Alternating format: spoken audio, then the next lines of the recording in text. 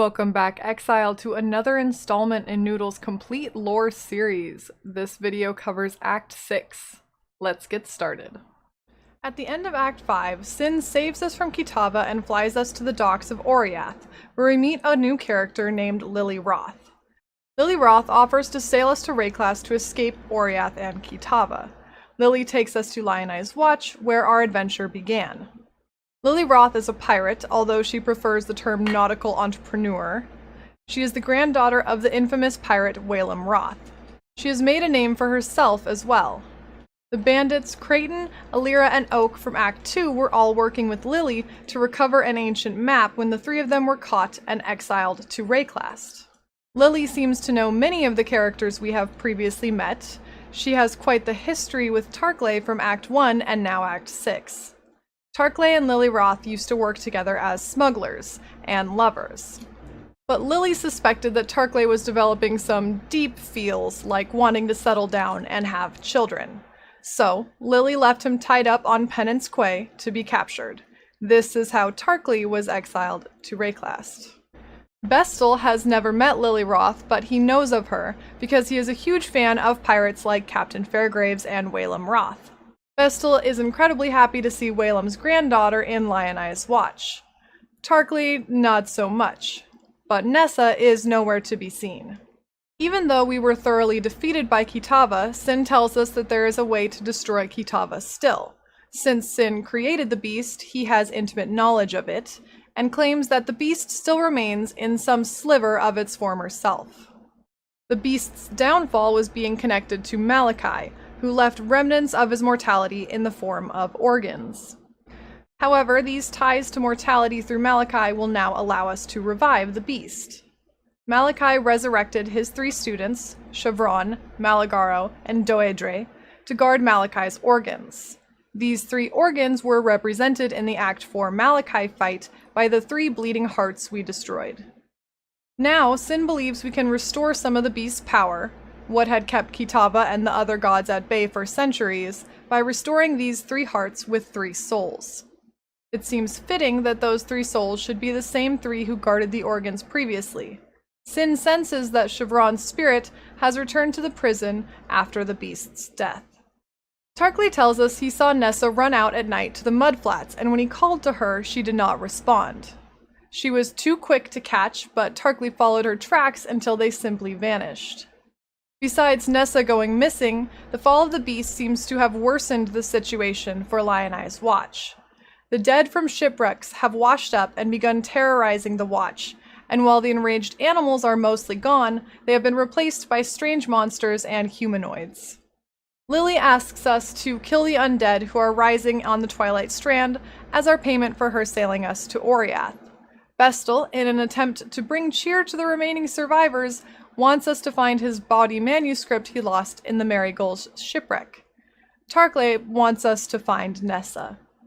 The undead Oriath that have washed ashore look relatively unchanged, but farther north on the coast and the mudflats are monsters that look like risen Karui with long arms made out of weapons. These monsters are called Tukahama's scouts, warriors, or vanguards. Since the Karui god Kitava is alive, and Kitava's cultists run rampant in Oriath, it makes sense that other gods and their followers have risen as well. As we search for Nessa in the mudflats, we see a new gate blocking our way to an area called the Karui Fortress. We find the key to opening this gate by killing a unique Tukahama scout called the Dishonored Queen. Editing Noodle here, I just want to address that some people believe that the Dishonored Queen we see is Queen Hiri. This is supported by the fact that she is called a queen and because she shoots arrows. However, I could not find any concrete evidence to support this, as Hiri was traveling back to Namakanui with the rest of the Karui last time we heard about her from Lavianja and Kaum's writings in Acts 1 and 4, and we've seen people come back to Rayclass, i.e. Duresso, but these were as spirits brought back by the power of Nightmare, and obviously the beast is no longer around, so just wanted to address that, although I couldn't find any concrete evidence and didn't want to include it unless I could find something to prove that she is in fact Hiri. This key is called the Eye of Conquest. This name is reminiscent of Kaum's Eye of Fury from Act 4, but its flavor text has a prayer to Tukahama. Weakness must be purged, lest it poison the blood of all Karui. Behind the dishonored queen, we find Nessa partially in the cave by the waterfall that led to the submerged passage. She is mostly submerged in the water, now flooding the cave once again. Nessa tells us that the King of Brine did this to her, and that he wants something from her. She seems to have broken some form of mind control to warn us about this Brine King. She clutches her hand to her chest while she tells us this, and then suddenly dives into the water headfirst, revealing that she's been turned into a gosh dang mermaid. Fun fact, right before Nessa dives into the water, she moves her hand and we can see she is wearing a very familiar necklace a certain other fishy lady wore in Act 1, the Star of Rayclast. With Nessa's second disappearance, we continue on past the gate to the Karui fortress. In the middle of the area, we find what looks like an arena. Upon entering it, we are greeted by Tukahama himself, the Karui god of war. We've discussed Tukahama briefly when mentioning Kaum in Acts 1 and 4, because Kaum was a fervent follower of the ways of Tukahama. As we learned in Act 4, before Tukahama, the Karui were peaceful farmers and fishermen. Now, the Karui are known for being fearsome warriors, so Tukahama has great influence over the Karui. Under Tukahama's leadership, the Karui began many wars and conquests, specifically against the first ones of Ezimir, which, fun fact, are the bestiary bosses or spirit beasts. So, Sakawal, Kracian, Venomous, and Ferul. Sin tells us, battle by battle, war by war, Tukahama carved the steps that would carry him up a mountain of severed heads and into immortality. This implies Tukahama was once immortal, and ascended to a god through his actions, unlike the primal god Kitava. When we defeat Tukahama, Sin appears. He draws some power from Tukahama's body and tells us that we can use the power of the gods we defeat to strengthen ourselves. These powers appear in our pantheon.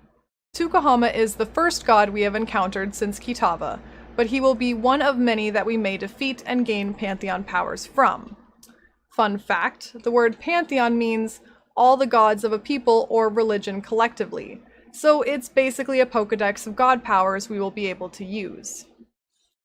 From the Karui fortress we access the ridge, which is a familiar path to the Axiom prison where Chevron has returned. Chevron's spirit has returned to the prison because Brutus was always her finest work, and her restless spirit was drawn back to this place to continue her experiments. We make our way through the prison to the rooftop.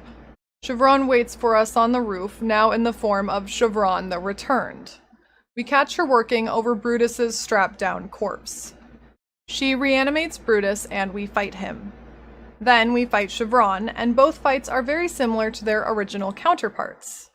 In the final phase, Chevron merges with Brutus to become the dreaded Chevrutus and gives her lightning magic to his powerful slams. Fun fact, this form is not actually named Chevrutus, it's named Reassembled Brutus, which is lame. When we slay Chevrutus, Sin is able to extract Chevron's soul for our purposes of restoring the beast. We exit the prison to the prisoner's gate. Although we must eventually follow the path forward, if we travel down the slopes of the area, we find a new side area called the Valley of the Fire Drinker. Inside is another minor god, Abarath, who is a giant goat man. Abarath is not a Karui god like Tukahama or Kitava. His national origins are unknown. When Abarath was a man, he was an alchemist known as the Scholar King. Abarath would take goats and burn away the flesh to liquidate the life force within, and would consume this liquid. That is how he turned into the first goat man. Every goat man we have seen in the world thus far originated from Abarath, now known as the Cloven One.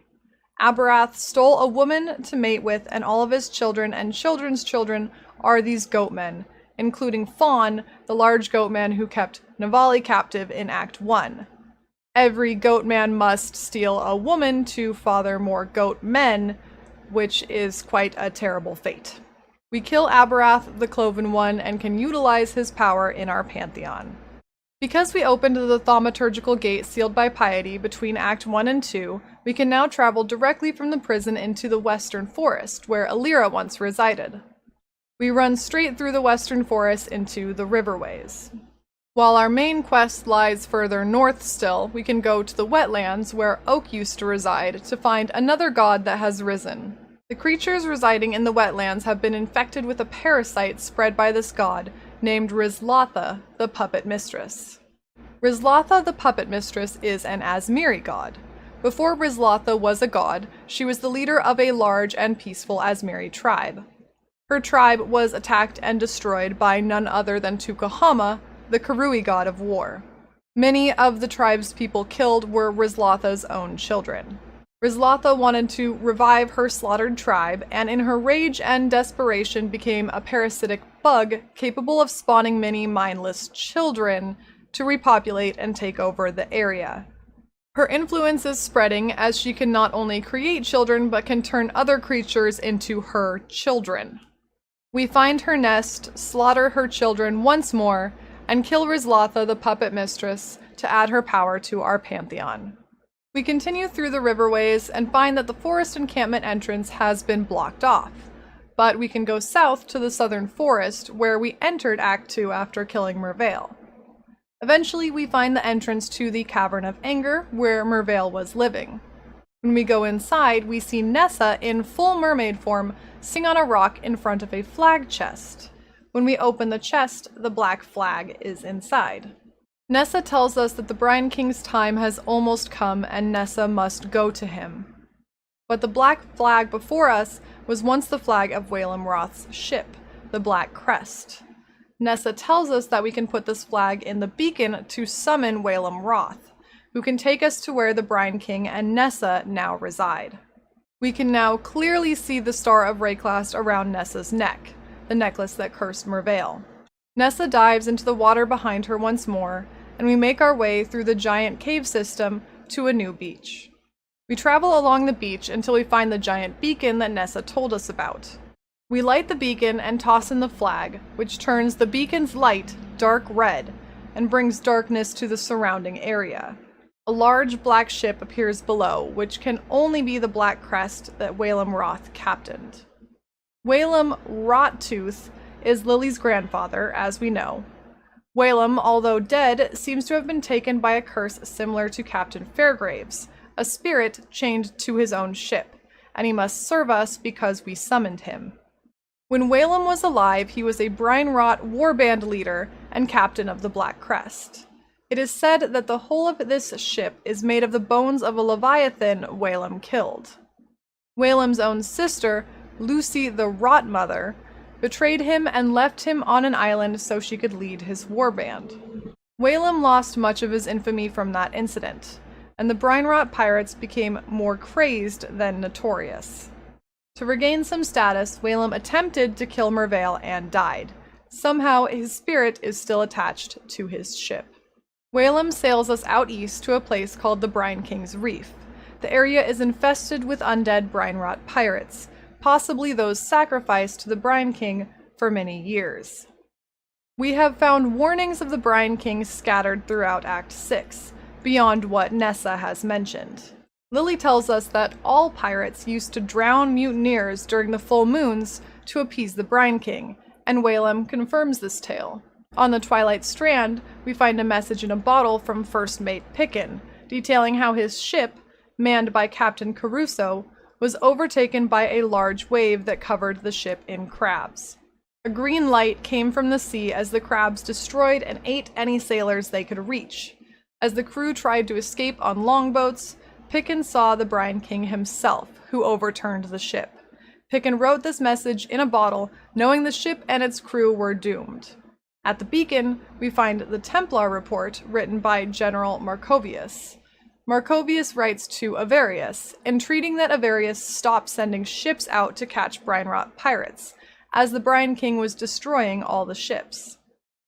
Both of these reports are from recent events. The Brine King is also known as Soagoth. The ancient map that Creighton, Alira, and Oak tried to retrieve with Lily was a map to the sunken city of Soatha, where the Brine King rules under the ocean. Soagoth is another Azmiri god, but one that pirates and seafarers worldwide worshipped and feared. Soagoth was once a man. Sin tells us that he met Soagoth when he was a seafaring captain, the beloved leader of a prosperous and sprawling fisher tribe. Apparently, all of Soagoth's children were born monsters who were unfit to rule. Sin says this was a curse of legacy, and that a truly noble king would have surrendered his kingdom to cleaner blood. Soagoth, in desperation and vanity, continued to take wife after wife. It is said that he grew his shell to shield himself from the shame of his unworthy children. Lily says that in the city of Sawatha, before it sank to the bottom of the ocean, all the citizens were either eaten by the Brine King or picked to try to continue his family line. Near the beacon we find a letter from Benric. It details his wife being taken by the Brine King out to sea. This is also likely the fate of Nessa.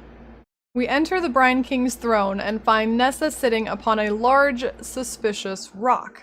She greets us, but this time her tone is not of fear, it's of smug contempt.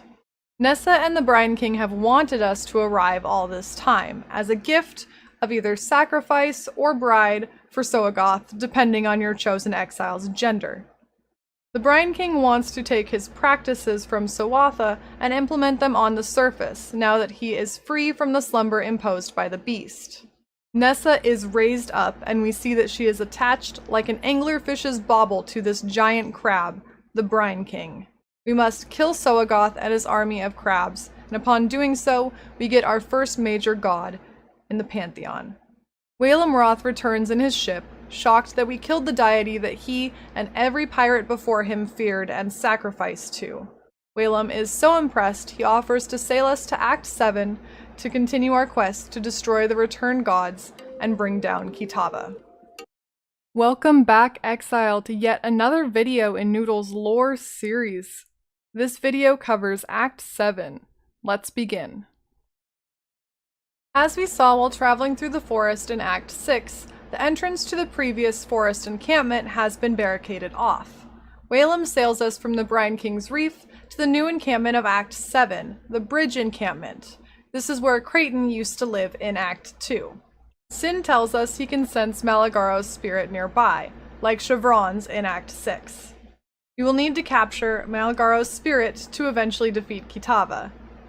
In the new encampment, we see Aramir, Helena, and Yena, but two of the previous people are missing. Silk and Groost are no longer in the encampment. Silk seems to have wandered off of his own accord, but Groost has been possessed by a revived god named Ralakesh.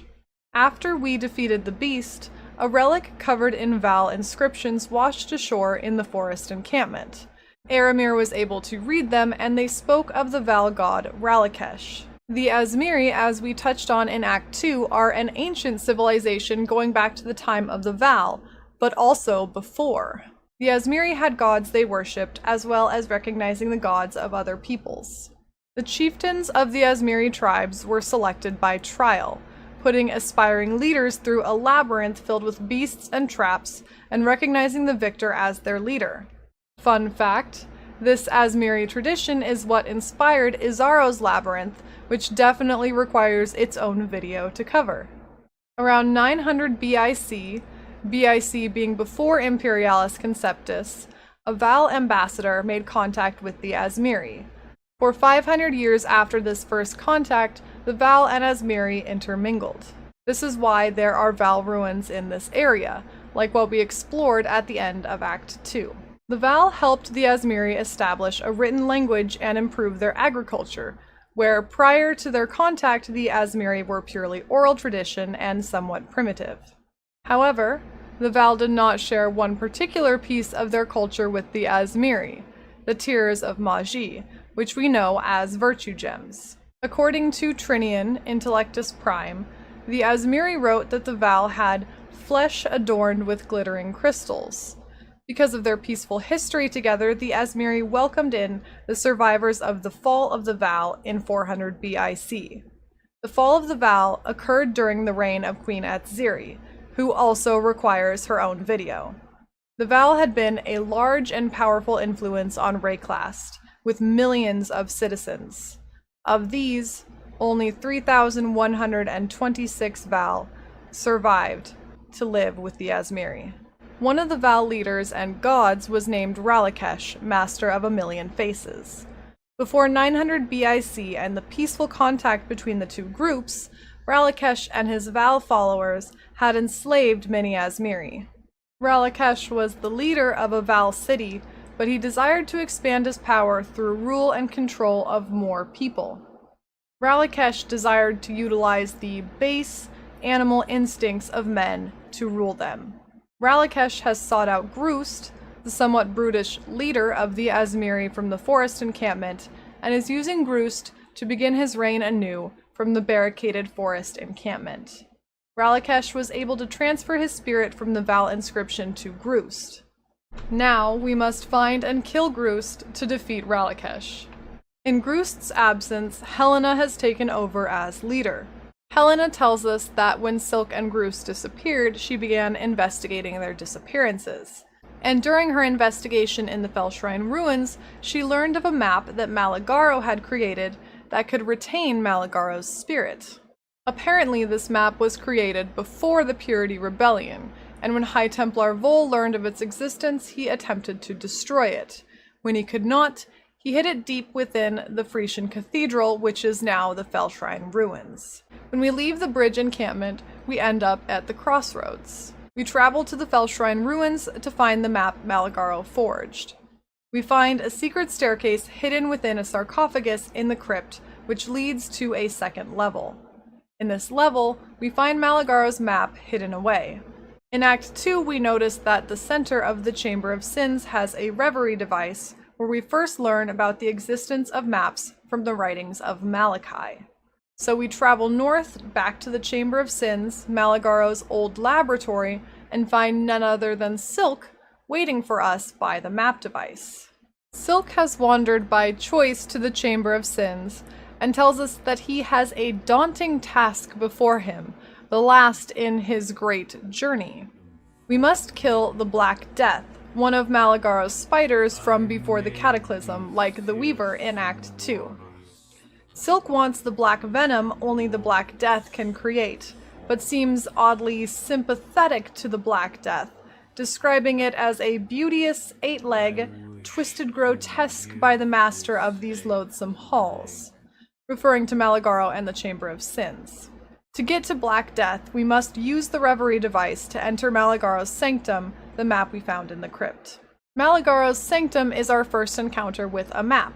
The reverie device opens up 6 portals for us to enter into this new vision of Nightmare.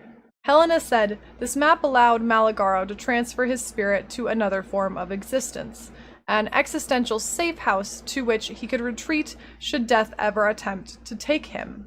The map itself is open and swamp-like, filled with spider creatures.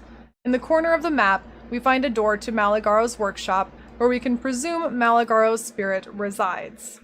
Inside, Malagaro himself greets us. As we fight, he raises the Black Death spider that we seek, and Fidelitas, or Fidelitis, from Act 2.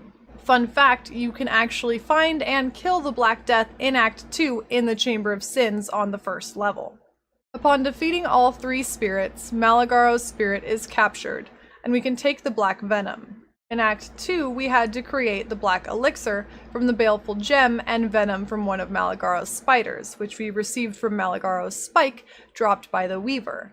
Now we have Black Venom in its pure form. We return and give Silk this Black Venom. Silk tells us that his queen will reward us with honor and mercy when she rises up and claims what's hers. Silk wants to give this Black Venom to his queen as a wedding gift, and invites us to his wedding feast. Silk's sympathy towards the Black Death now makes more sense.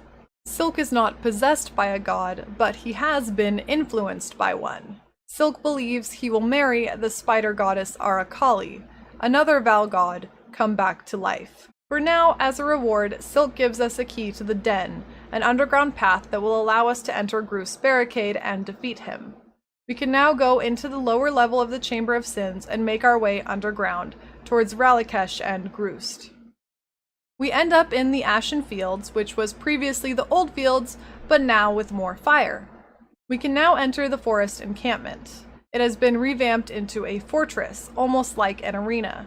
In the middle stands a giant totem covered in faces. Ralikesh is known as the god of many faces, so we can presume this is some shrine or embodiment of Ralikesh. We are ambushed by many people, then some enraged beasts, and finally Groost himself jumps down from the fortress wall as Lord of the Forest. Once we defeat him, Sin takes Ralikesh's essence, which destroys the faces on the totem. We can now use Ralikesh's power in our pantheon and travel on to the northern forest. There is clearly a lot of Val influence in these Azmiri lands, as the northern forest in Act 2 took us to the caverns where we explored underground Val ruins. Now we can explore east and find a different ancient Val city. Before we continue there is another minor god that has been awoken from the death of the beast, who is not a Val god. In the Dread Thicket has risen Gruthkul, Mother of Despair. Gruthkul is considered an other god, not given specific descent, although she is likely an Azmiri god. Her history is intertwined with that of Arakali. Gruthkul was the leader of a tribe near the mountains of the Azmiri range. Arakali was the leader of a Val city. When Arakali became a god, which will be discussed later in more detail, she was able to see visions of the future and past. In one of these visions, she saw the children of Gruthkul ruling over Arakali's people and land, their long white hair fluttering in the winds of victory.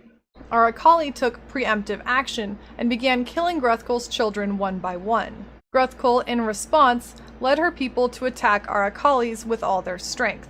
They brought Arakali's empire to the brink of ruination. So in a desperate bid, Arakali pretended to be grievously injured and fled into a cavern. Gruthkul was tricked by this and followed. Inside the cavern, Arakali wrapped Gruthkul in silk. Did I mention Arakali is a giant spider? Yeah, she's a giant spider goddess. And buried Gruthkul with stones in the cavern. This cavern is where we find Gruthkul. While Arakali rebuilt her empire, Gruthkul began her own ascent to godliness, becoming the antlered creature driven by rage and grief that we find today. Gruthkul grew powerful, escaped from the cavern, and began destroying Arakali's empire once again. This time, in the face of famine, disease, and death, Arakali's people abandoned her, leaving her tied up in her own temple to face Gruthkul. After defeating Arakali, people began to worship Gruthkul, but underestimated how powerful and grief-stricken she had become in her new beastly form. Gruthkul killed everything in her path, unable to satiate her desire for revenge. Now we must put Gruthkul to rest. Once we defeat Gruthkul, Sin tells us something Gruthkul never knew. The children Gruthkul so grieves for had been plotting against Arakali, intending to take over her lands just as Arakali had seen in her visions, something Gruthkul herself would never have done. If Gruthkul's children had not threatened Arakali's empire, none of this tragedy would have occurred. Instead, both Gruthkul and Arakali met terrible ends, and now they both must meet another. In the Dread Thicket, besides Gruthkul's cavern, we find a bunch of fireflies. Yina has asked us to gather these and meet us in the Val City. Traveling across the winding causeway, we end up in this Val City, which we now know is where Arakali once reigned. Starting in the Dread Thicket and following the path here, we have found written shrines detailing the reign of Arakali, Spinner of Shadows. The city we find is giant and sprawling, a maze of ruins.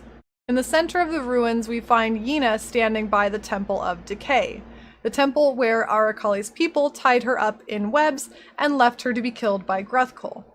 The entrance to the temple is covered in a thick layer of spiderwebs. However, Yina's spirit has guidance. The fireflies we gathered are used to transform Yina into a flaming fox, and she burns down the webs blocking our entrance. I'm not sure if this makes Yina more or less crazy, but it does give credit to the legitimacy of the spirit she listens to and follows. Fun fact, Yina tells us when we first enter Act 7 that her spirit knows sin, and that sin is much older than spirit. So likely spirit is something like the minor gods we have been murdering and turning into Pantheon pocket pals. So who is Aracali, the spider goddess? We've seen her battles with Gruthkul and how her reign ended, but Aracali has a very interesting history.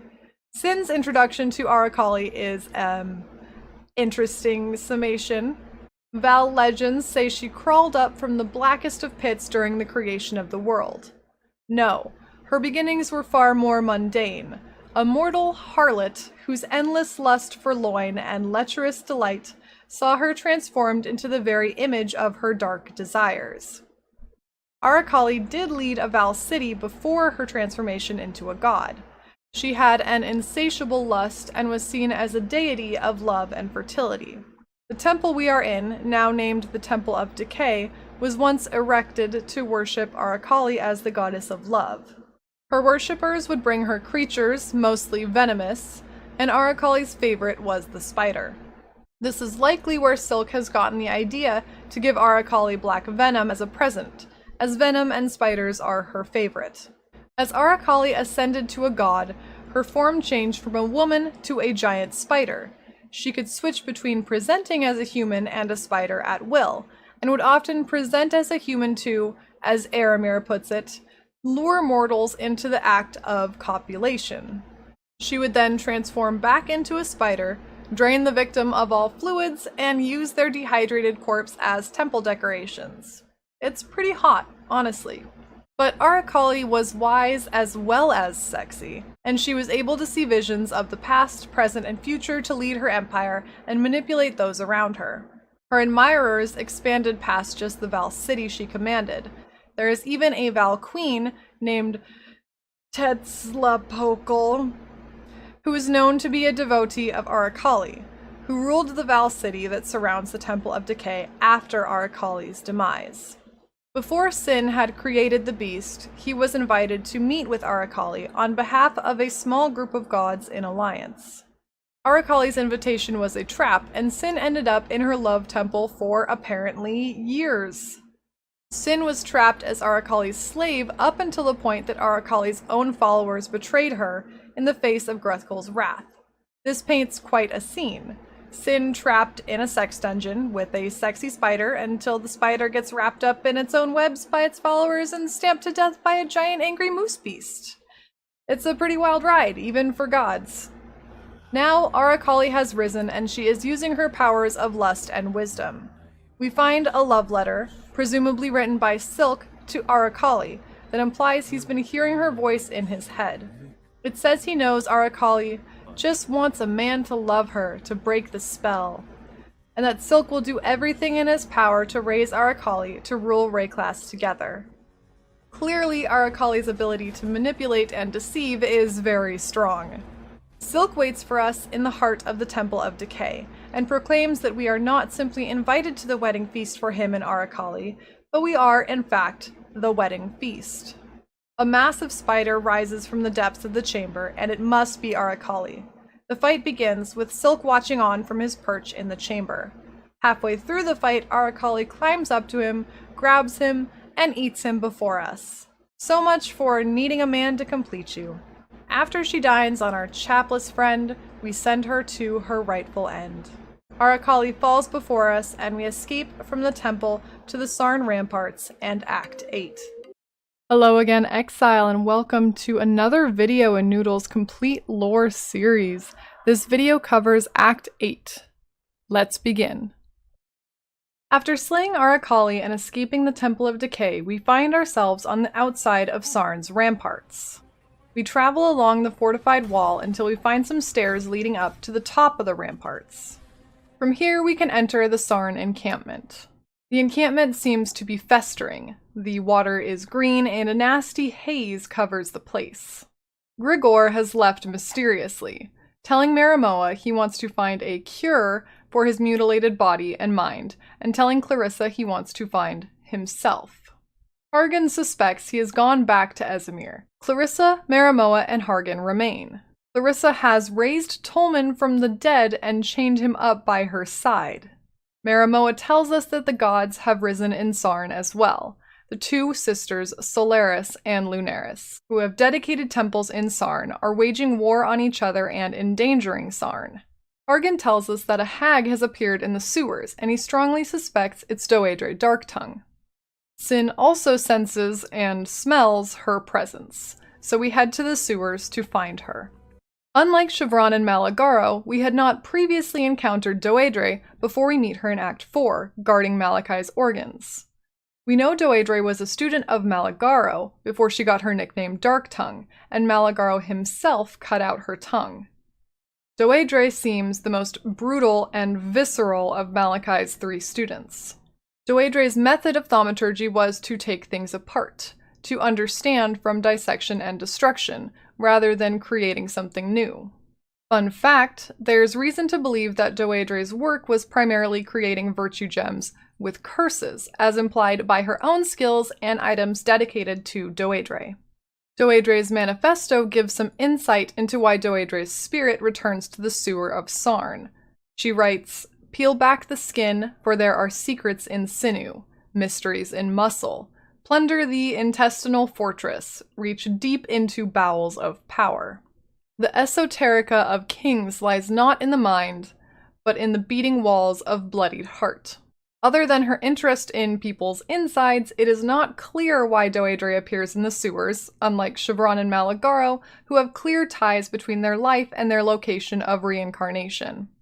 As we travel deeper in these sewers, we find Doedre's cesspool, which sounds just lovely. Inside, we battle Doedre. Doedre seems to be a shapeshifter. She looks much different than her form in the belly of the beast, where she was a bloated, floating, wrinkly toad witch. Now she is thin, flabby to the point of being grotesque, and much more agile. When we successfully slay her, Sin comes to collect her soul. We now have the 3 spirits we need to revive the beast. The sewers sprawl all over the city, and from here we can go either towards the Solaris Temple to the east or the Lunaris Temple to the west. We'll head out to the east towards the Key and Clarissa's romantic quest. Clarissa has plans to revive Tolman from his zombie status to normal resurrected human using an ancient artifact from the time of the first Emperor Varuso, called the Ankh of Eternity. Clarissa believes that somewhere in the Key, the Ankh has been hidden, and she has set up her own resurrection site for Tolman once we've found it. The Ankh of Eternity is indeed hidden in the Key. The Ankh is a thaumaturgical artifact supposed to revive the dead. Emperor Tarkus Varuso's wife, Kiara, died giving birth to their son. In Varuso's grief, he used the Ankh on her. By all accounts, Kiara was brought back from the dead with the Ankh. Even though Varuso has locked all the artifacts of Val thaumaturgy in the depths of Mount Varuso, he turned to this thaumaturgical artifact to resurrect his wife. Clarissa believes that with the Ankh and the correct Asmirian ritual, she can revive Tolman. When we bring Clarissa the Ankh, she begins the ritual. Shockingly, Tolman does not resurrect cured and happy. He is aggravated and monstrous, and we slay him before Clarissa's eyes. Sorry, Clarissa. Clarissa laments that Varuso must have hidden the Ankh not as a valuable item too powerful for others to use, but because of its horrible effects. Hopefully, Clarissa will leave Tolman's body alone this time. To get to the Solaris Temple from the Key, we must travel through the Grain Gate. The Grain Gate was a landmark of the Purity Rebellion. Emperor Chittis had been hoarding food for his Gemling legionnaires and elite loyalists. Victario, the people's poet who helped High Templar Vol create unrest among the citizens of Sarn and utilize the sewers as his hiding place, knew Chittis was storing food in the Grain Gate. To draw attention away from where Vol would engage Sarn in the Purity Rebellion, Victario told the starving people of Sarn about the food in the Grain Gate to inspire riots and draw guards away from the attack. The Grain Gate is near the slums and the marketplace that we explored in Act 3. Now, in this Grain Gate, we find some remaining legionnaires who appear untouched by the effects of the cataclysm. Malachai was aware of the radius of influence of Emperor Chittis's heart gem. Emperor Chittis Perandus had a virtue gem implanted above his heart, to give him thaumaturgical powers, but also to link him to all of his gemlings and have influence over them. That is why, when Mayor Ondar stabbed Emperor Chittis, many of the gemlings died, and were subsequently risen as the Undying by the Cataclysm not much later. Malachi was always a step ahead of both Emperor Chittis and Vol, and has managed to keep his favorite gemlings, led by Captain Alsaris, safe from both the Purity Rebellion and the Cataclysm. That is, until we come along and slay them almost 300 years later. We leave the Grain Gate and cross the Imperial fields outside the city limits until we find an entrance to the Solaris Temple. In the second level of the Solaris Temple, where Diala once waited for us, we instead find a portal. Inside is a large sun and Dawn, harbinger of Solaris. Dawn is an exile who is an extreme devotee of Solaris. He's guarding the Sun Orb, one of 2 ancient orbs we need to gather. We defeat Dawn, take the Sun Orb, and exit the Solaris Temple to the familiar Solaris Concourse, referred to as the Battlefront in Act 3. In Act 3, the Ebony Legion had taken over the Solaris Concourse on the hunt for Lady Diala. They had also blocked off the bridge that connects the Solaris Concourse to the Lunaris Concourse to protect Piety, who was primarily operating out of the Lunaris Temple. This is called the Harbor Bridge, and we are now able to cross it to get between the 2 temples. In the middle of the bridge is the Sky Shrine, but for now we will go past it to the Lunaris Concourse. In the Lunaris Temple, where we once fought Piety, is a moon, and Dusk, harbinger of Lunaris, another exile gone sycophant. We defeat Dusk and take the Moon Orb. Before we battle Solaris and Lunaris, we go out to the Lunaris Concourse, which connects to the Bathhouse. If we had gone west in the sewers, we would end up in the Grand Promenade. We did not explore this side of Sarn in Act 3. The promenade was, quote, a favorite walk of noble lords, and in fact we find it haunted by one notable lord now. Mayor Ondar, the man who betrayed and stabbed Emperor Chittis for the Purity Rebellion, is an apparition wandering here, notably with a dagger or short sword in hand. The bathhouse was where many notable elite of Sarn would go for more sinful pleasantries than walking. Hargan has told us that inside the bathhouse is a valuable heirloom he would like us to steal for him, called the Wings of Vastiri. The Wings of Vastiri is an ancient item made of gold, the highest symbol of office for the Mariketh, held by the Sekima of Sekimas. Hargan has a thing for collecting historical artifacts, it seems. The last time these Wings of Vastiri were in the hands of the Mariketh was during Sekima Asenath's reign, the Sekima before Deshret. The Eternal Empire was driving the Mariketh out of their lands in the Vastiri Plains, and this effort was headed by Hector Titusius, the one who Deshret turned into a Roa saddle.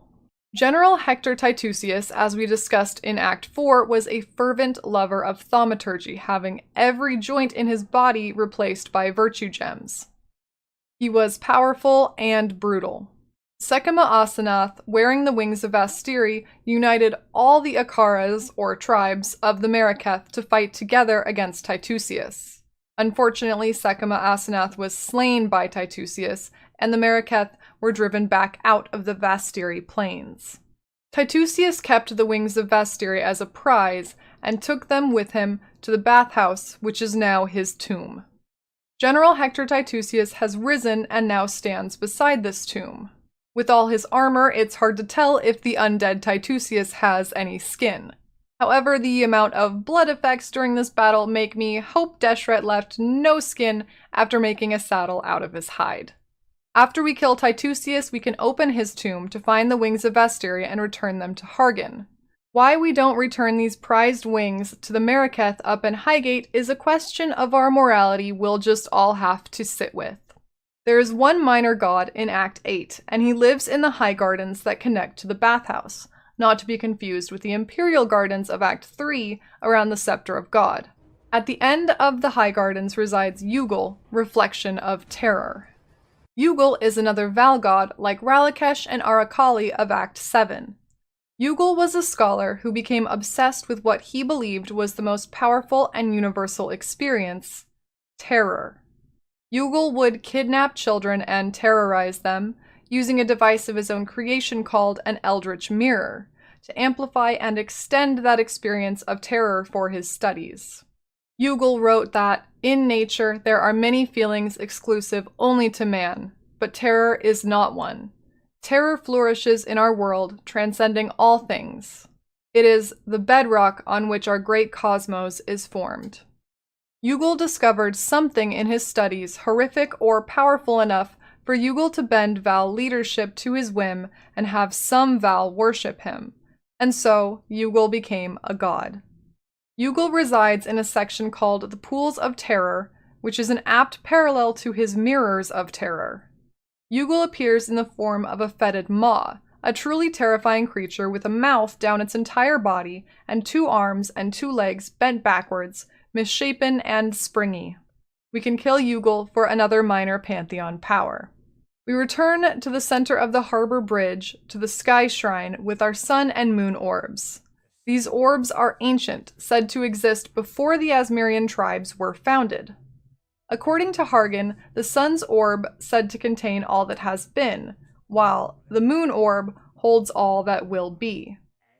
On the floor of the sky shrine is a large mural with half the moon and half the sun. Above it looms a large statue of 2 sisters battling ferociously. At the base of this shrine we can place the sun and moon orbs. Solaris and Lunaris are Asmiri gods, and the oldest gods besides sin and innocence that we have encountered so far. There is an Asmirian creation myth that Solaris and Lunaris were able to control the sun and moon respectively. Solaris was thought to guide the sun across the sky with threads of shimmering gold, whilst Lunaris sought the wax and wane of moon with a sickle of purest silver. They were twin sisters who ruled together over the ancient Asmiri for a time. The exact timeline of the following events is unclear, but during Solaris and Lunaris' rule, a trickster named Tangmazu was able to turn the sisters against each other, leading the sisters to wage war on each other for the rest of time. Someone wearing a gray mask, presumably Tangmazu, masquerading as Lunaris or a Lunaris devotee, captured Solaris and imprisoned her. Her flames were quenched, her life laid bare. While Solaris was captured, Lunaris ruled on, alone. After many days, a devotee of Solaris named Kulrik found Solaris deep beneath the earth and freed her. Solaris came back to Earth and captured Lunaris in flaming nets, vowing to repay her kin in kind, blinding Lunaris with a sharpened blade, chaining her up and locking her in a cage. Solaris then slaughtered all of Lunaris' devotees, then turned on Lunaris and demanded she tell the truth about Solaris' initial capturing, torturing her as she drew her confessions, but Lunaris spoke not a word to her sister Insane. Lunaris was rescued by her last devotee, Kulina, who hid Lunaris away so she could heal. Lunaris was not aware of what had happened to Solaris and thought Solaris had simply gone mad, but was urged by Kulina to wage war in turn against Solaris. Since then, Solaris and Lunaris have been at war, separate entities forever in battle. However, in Act 3, Grigor does tell us that the Eternals revered sun and moon as the 2 eyes of their god, the right eye judging Solaris, the left eye merciful Lunaris. So even in their war, they are often worshipped together. It's hard to pinpoint why Solaris would believe that Lunaris was behind her initial capture, or capable of doing that. We know it was Tangmazu who captured Solaris, but his motivations are also unclear. It is probable that the Grey Mask was associated with Lunaris in some way. But previous to this incident, the 2 had ruled together and were seemingly very close. There is a 3-part story told by the captured souls to upgrade Soul of Lunaris in our pantheon that I'm unsure is related but may play some part. In this story, Lunaris has a sickly child, who she drowns in the ocean as a mercy, as the boy couldn't be healthy until he was silent, clean, and still, in Lunaris' mind. The Asmiri tribe that Solaris and Lunaris ruled together put Lunaris on trial for this murder, but her fiery sister fought in vain to defend her. This means this incident must have happened before the capture of Solaris, as Solaris still loved her sister enough to defend her before their people. However, the story implies Lunaris does go a bit mad from this incident. I'll quote the entire third section. But Lunaris refused to admit any wrongdoing. She'd saved her child, had she not? He was safe now, buried beneath the dirt. Conviction gnarled around her fragile mind, and in her pride she rose to seat a deathless throne. The term deathless throne is a phrase referring to immortality, but it's an interesting choice in the context of Lunaris and Solaris continuing to rule after Lunaris had killed her own son. Perhaps murdering her own child and seeing nothing wrong with it put a seed of doubt into Solaris's mind, so that it seemed possible Lunaris could betray Solaris. Clearly, Tangmazu's gray mask was used to implicate Lunaris, or at least her devotees, but for Solaris to believe it was possible, there had to be some seed of doubt. Tangmazu was able to succeed in turning the sisters against each other. When we placed the sun and moon orbs at the base of the statue depicting Lunaris and Solaris fighting, they burst to life. For a moment, the two battle each other, still compelled by their eternal war. Then they take turns battling us, and we defeat them both, ending their eternal struggle. We now have Solaris and Lunaris as major gods in our pantheon.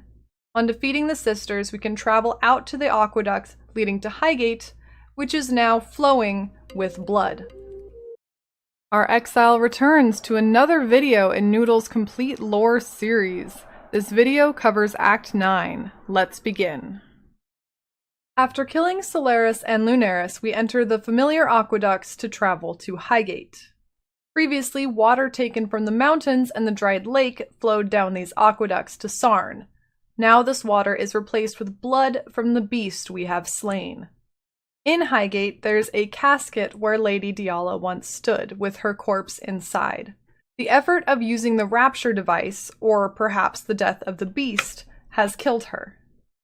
There is a lovely memorial surrounding her, but the casket stands alone.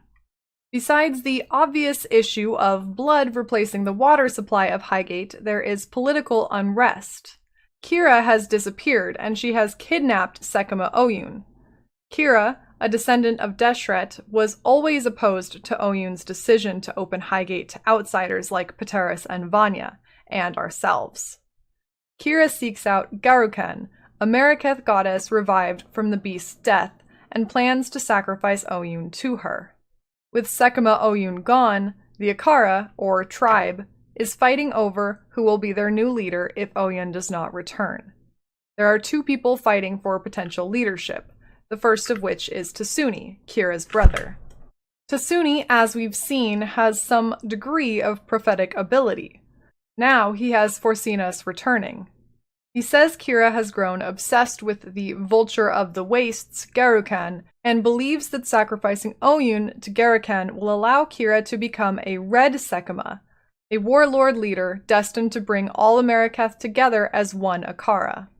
Tasuni asks us to find Kira and kill her, as Tasuni fears he would be too merciful. Also, he's blind, so that might be part of the problem. He believes Kira has taken the Sekima feather, the symbol of leadership among the tribe, for her sacrifice. Tasuni wants us to find Kira, kill her, save Oyun, and return Oyun and the feather to Highgate. A new woman speaks to us named Irasha. She can be seen in Act 4 taking care of Roas, but now she introduces herself.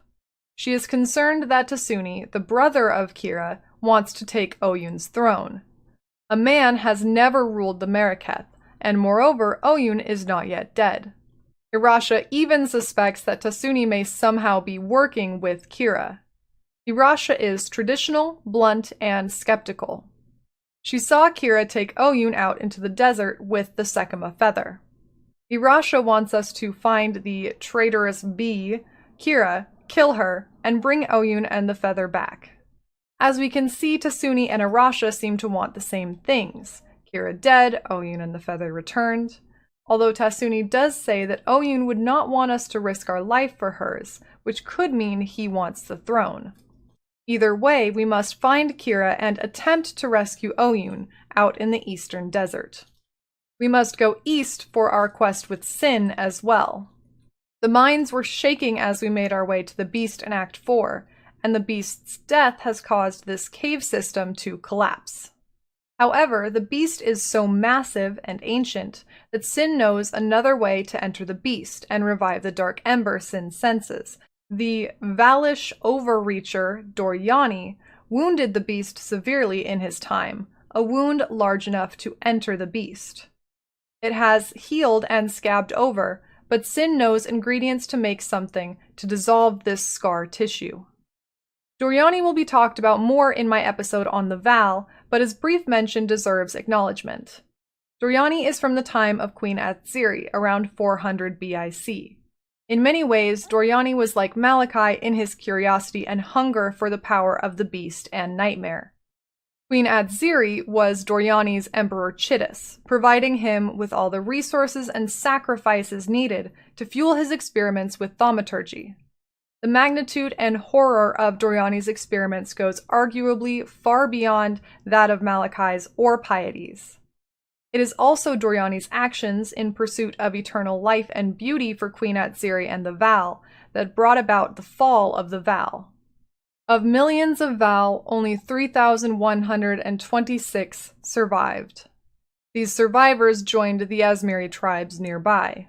Again, this all belongs in another video, but the fact that Doryani left a wound in the beast implies he took a path similar to Malachi and entered, or had something enter, the beast.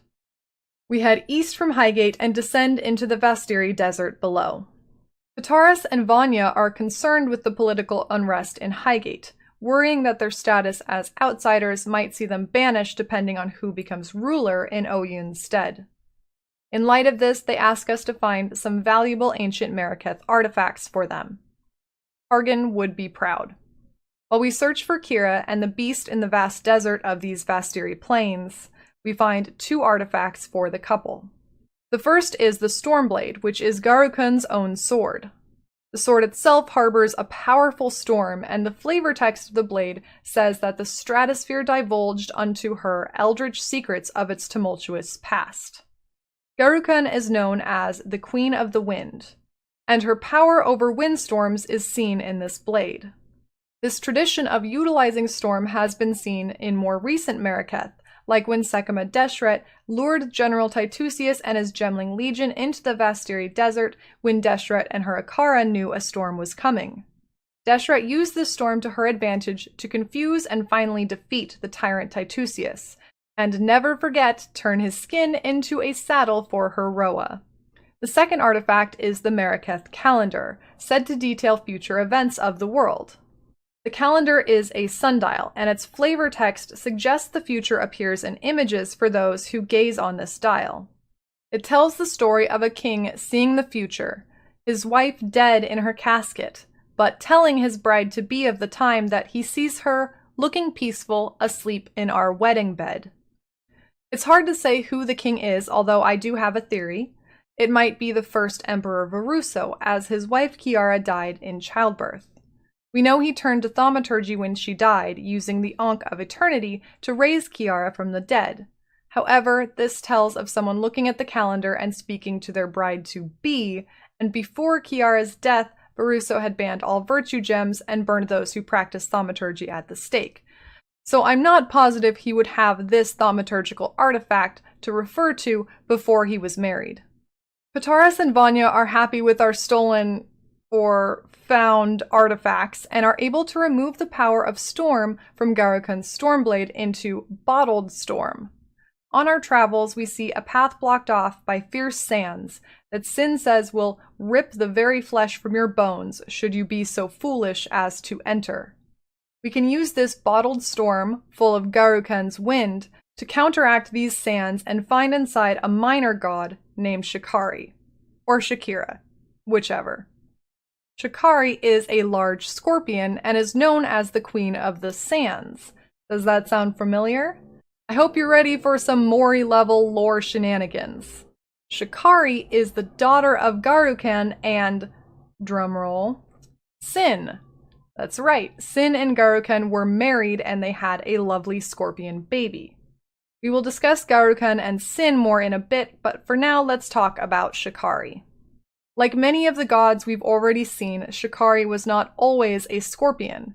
She was a beauty who held captive the hearts of men and women alike, but she was not as powerful as her father or her mother. Her mother was Queen of the Wind, and Sin says he rose into the clouds to be with her. Shikari was not able to fly, implying she was left behind for these excursions. Garukan was a goddess of the sky, and in opposition, Shikari wanted to be part of the earth, to be queen of the sands. She became the scorpion we see and wanted to wage war against the sky and her mother. This transformation and Shikari's actions were the reason that Sin created the beast to put all the gods to rest. She built an army and would have conquered the very sky had not the beast soothed her into peaceful oblivion, a babe once more sleeping in her cradle. When a Marraketh girl becomes a woman, she must travel into the desert and catch one of Shikari's black scorpion children. Irasha tells us that all women must do this to be worthy of the Dekara, or warrior's, spear. Irasha's sister was stung and killed by a scorpion, but Irasha, and presumably every woman of the Akara we have met, survived. It is fitting, then, that the mother Garukan's winds counteract the daughter Shikari's sands and allow us to enter. We kill Sin's corrupted daughter, take her power, and continue on. We enter the quarry, which is connected to the mines that have the collapsed entrance in Highgate. These mines seem to stretch through a huge portion of the mountains. It is here where Doriani's wound in the beast can be found, meaning the beast must also stretch such a huge distance. But past the scarred wound, in the corner of the quarry, we find Kira. Kira is standing before a strange glowing pod, with Oyun's body stretched out before it. Kira spins down into the sands as a figure pierces the pod with a sword and bursts forth. Before us stands Garukan, Queen of the Wind, with shield and blade ready for battle. The flavor text on the bottled storm is from the Tempestology of the Marraketh, implying the Marraketh heavily worship the weather, likely influenced by Garukan. It reads, "One should not entice the storm, one cannot invite the storm, or give warrant to its tyrant soul. We survive only by appeasing the storm with gifts and offerings of adoration. We hope that, in its mercy, it shall pass us by." This is very revealing of the relationship between Garukan and the Marraketh who worship her. She is seen as a tyrant, and rather than wishing for blessings from Garukan and her wind powers, they want to appease her and hope that she shall pass us by. Garukan is a warrior goddess with fierce powers and a fierce pride. Garukan sought power and wisdom in the skies. Sin says that her beauty astonished me as her aspirations inspired me, and that together they experienced the loftiest moments this world could offer. When their daughter Shikari planned to wage a jealous war against Garukan, Garukan planned to fight back. She was stubborn, and it was this impending war that caused Sin to create the beast and put all the gods to sleep. Sin said that he knew her pride would one day be the storm that would ravage my precious humanity. Sin wanted to save humanity, to forgo his sentiments for the sake of humankind. And so, when love cannot be slain, it must be laid down to sleep. Before this battle, Sin says, "This is not my goddess that you shall slay, and if I continue to say it, I may very well come to believe it." Rather than kill his own wife or child, Sin had created the beast to put everyone to sleep, including himself, and avoid this moment. We've killed Sin's daughter, and now we kill his former wife in front of him. When it's done, we can retrieve the Sekama feather from Oyun's corpse. Highgate will need a new Sekama after all. To open the scarred wound in the quarry and enter the belly of the beast once more, Sin requires basilisk acid and Trarthan powder. Basilisk acid is found from a basilisk in the boiling lake. I wish I knew more about the origins or purpose of the boiling lake, but for now it seems to be just a really cool side area. The Trarthan powder was a substance used in the mines to excavate virtue gems from the cave system during the reign of Emperor Chittis. In an offset of the quarry called the Refinery, we find a reanimated General Addis guarding this powder. General Addis was responsible for the control of the Karui, Marraketh, and Ezamite slaves the Empire sent into the mines. Pitaris believes that General Addis, although commanded to control these slaves, was a kind man. While Addis worked for Emperor Chittis originally, he turned on Chittis and joined the Purity Rebellion and High Templar Vol. It was also General Addis who discovered the Marraketh calendar and stowed it in the foothills, before the cataclysm and ensuing chaos buried it once more. With these two ingredients, Sin is able to melt away the scarred flesh guarding this second entrance to the beast's core. We descend into the belly of the beast and run through a familiar maze of bowels until we find where Malachi once stood, and the 3 destroyed hearts from the battle. Using the souls we've captured, we restore each heart, opening portals named Chevron's Sorrow, Malagaro's Misery, and Doedre's Despair. We must run through dreamlike areas and defeat the souls once more to find the Dark Ember, the seed of the beast, the pure, undiluted essence of corruption that is the beast's power. After each soul is destroyed, we are met with a horrifying reincarnation of Malachi's 3 students, melded into one monstrous body with 3 heads, called the Depraved Trinity. Upon defeating this final abomination, we are covered in a tidal wave of blood from the beast. We are washed out of the beast's body, carried by a renewed force of blood through the water systems of Highgate. We come to with Lily and Whalem Roth standing over us. If we return to Highgate, we can choose the new Sekima for the tribe. Whether you choose to continue Marraketh tradition with Irasha, or throw out tradition in favor of wisdom bordering on madness with Tasuni, for us this decision means nothing. Like so many things before, we affect the lives of many while continuing on unscathed. With the Dark Ember giving us the beast's power, we can sail with Lily Roth back to Oriath to defeat Kitava once and for all. Welcome back, Exile, to another video in Noodle's complete lore series. This video covers the final act, Act 10. Let's begin. In Act 10, Lily and Whalem Roth sail us to Oriath and land in the docks where Lily found us at the end of Act 5. Lonnie waits at the docks for us alone. Lonnie tells us that everyone had to escape the tower when Valenta turned on them, just as Utula predicted she would, although he already turned on them in Act 5, so he's not exactly on high ground. Valenta lowered a ladder to the tower for Kitava's cultists to enter.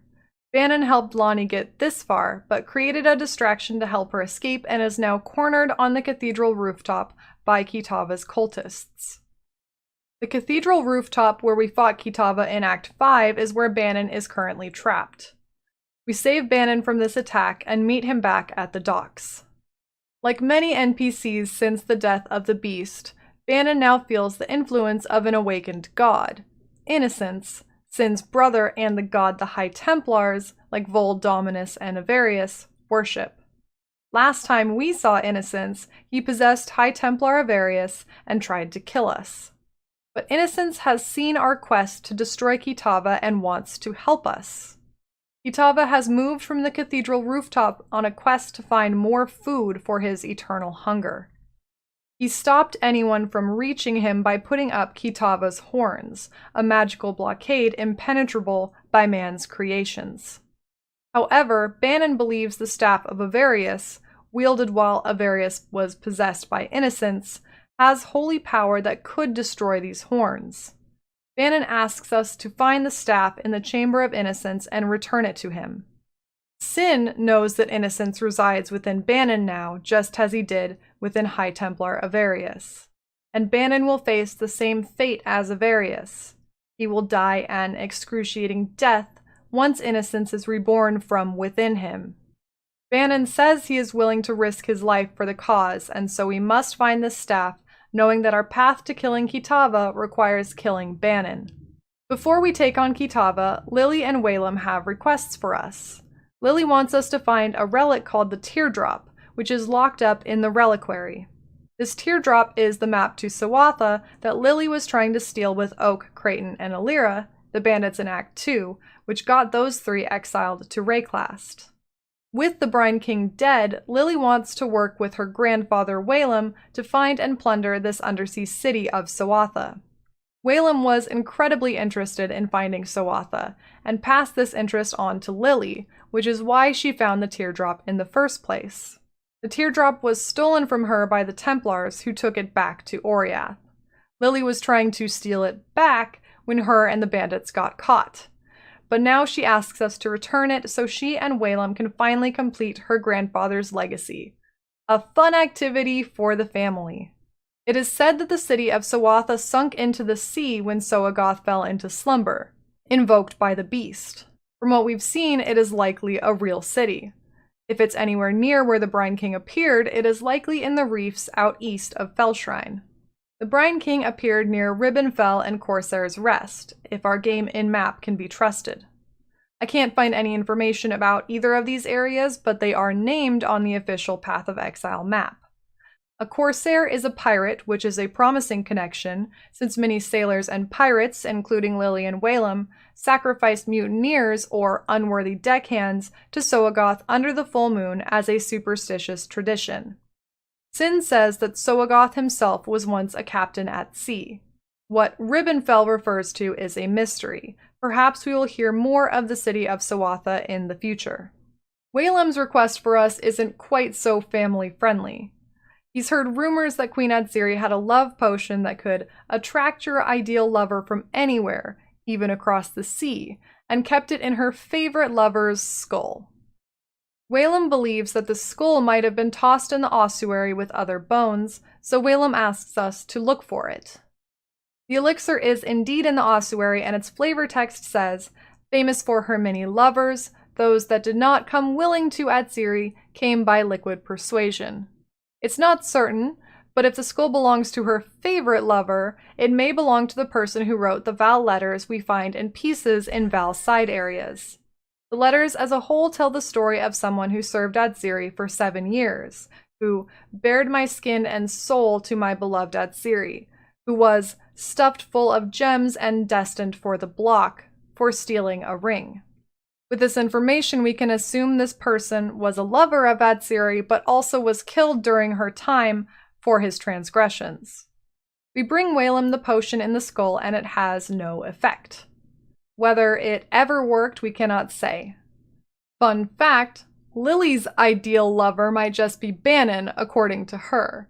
She says he's a real siren, and she'd be willing to bet the barrel of his piece is longer than a ship's mast, if you catch her drift, but that she knows he's too godly to want to bang.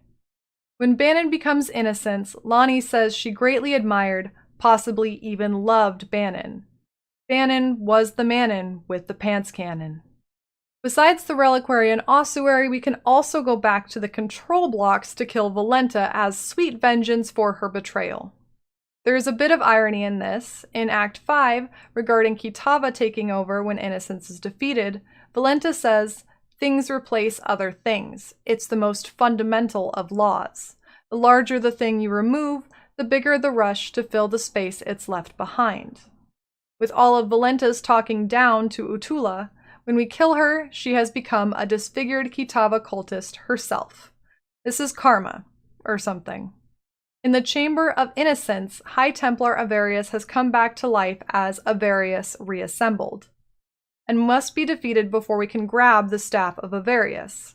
We return the staff to Bannon, who becomes Innocence, and can now Kamehameha Kitava's horns away.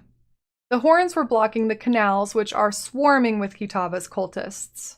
We follow the canals to an area deemed the Feeding Trough, where the cultists are bringing carts full of corpses for Kitava. The canals are filled with body parts and blood. Sin and Innocence wait for us at the entrance to where Kitava now resides. As we take on Kitava, Sin and Innocence work together, using their divine powers to assist the takedown of the ravenous god of hunger, Kitava. We've mentioned before that Sin and Innocence are brothers, and Sin was cast down by Innocence. The Templars portrayed Sin as the embodiment of evil within humankind, and that Innocence was the light and fire that could purify humanity. From what we have seen, it is not so black and white.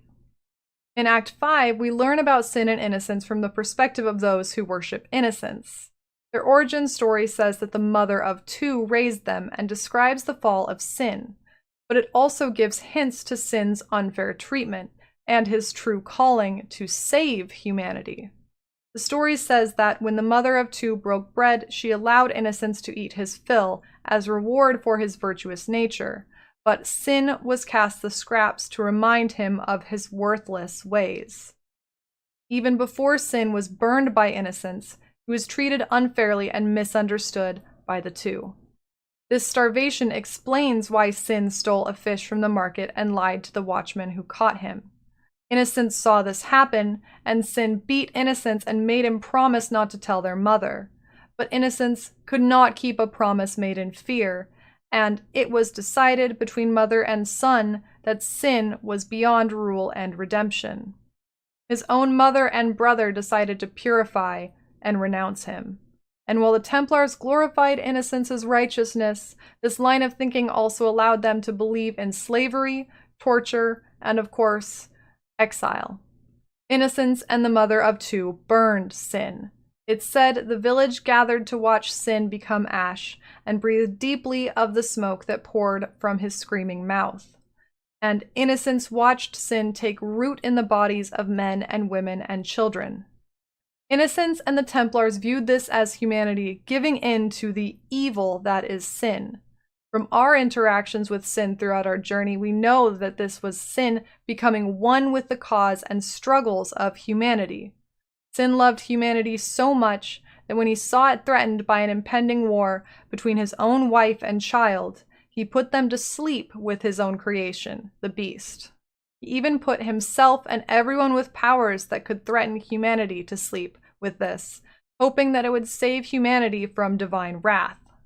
Of course, there were issues with that as well, humanity seeking the power of Nightmare and the Beast, but this is exactly the point. Life and humanity are complicated, not black and white. When you compare the figures of innocence and sin, innocence is shining, floating, and translucent. Sin stands on the ground, smaller in demeanor, the size and shape of a man besides the wings. He has truly embodied the cause of humanity. A realism, if not exactly perfect, whereas Innocence's obsession with purity was a lofty and ultimately harmful idealism. Unintentional or not, the unity of this realism and idealism is what is needed to take down Kitava, the embodiment of the darkest parts of humanity. And endless hunger can refer to so many failings of man: gluttony, greed, vanity, rage. They can all be forms of hunger, and Kitava's inability to be satiated is emblematic of these failings, that inability to be satisfied. Kitava would not be satisfied to consume everyone in Oriath. He would continue to conquer and ravage Rayclast and many other lands if we did not stop him. But we do. As Kitava's body falls back into the bloody water below, we are swooped up by Sin and taken to Oriath Square, no longer ravaged. Kitava's head lies chained on display for the people to admire. Lonnie, Lily, and Whalem are there and offer their congratulations and admiration. Sin and Innocence are here too. Innocence apologizes for murdering millions in the name of righteousness, and Sin forgives him, saying they can work together now as brothers of the same flesh. Innocence claims he cannot stay and will go as far south as one can travel in such a fleshy form. Where Innocence plans to go, or if we will meet him again one day, is uncertain. There is another waiting for us in Oriath, a woman named Xana.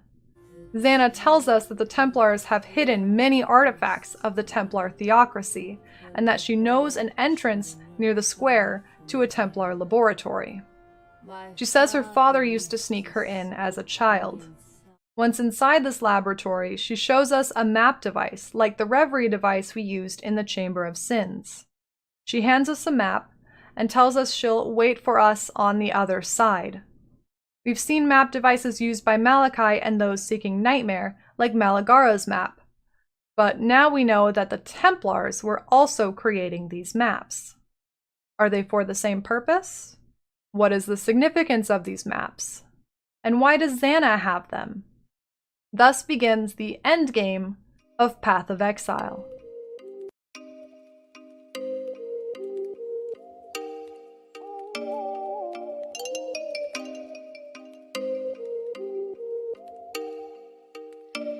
Oh, you make me wanna talk back to you. Say it like that. If I hate you, then find someone new. Baby, but you